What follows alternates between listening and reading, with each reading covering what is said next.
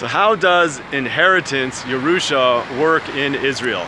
If somebody writes it in their will that you are going to be the recipient of their home after they leave this world, how does that affect your status as being a homeowner? So if you were with us last time, we discussed that the sales tax in Israel is one and the same as the capital gains tax. It's known as Mas Shevach.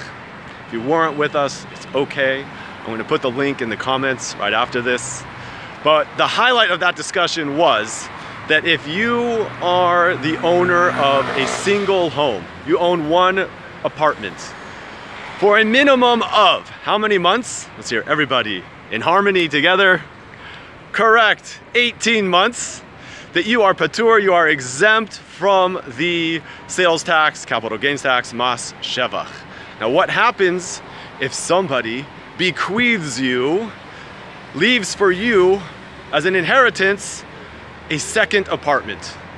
Does this disqualify you from the patur, from the exemption of the tax, of the Mas Shevach, sales tax, capital gains tax?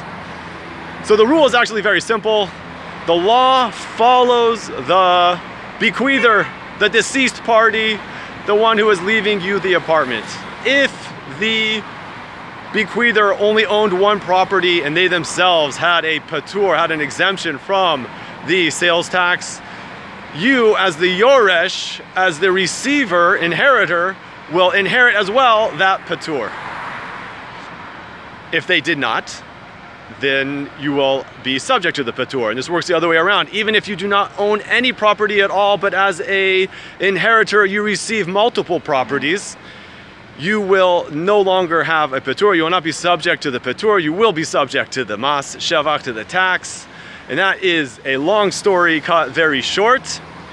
I wish everybody a tremendously amazing 2019. It should be a year full of health, happiness, and tremendous success in professional networking.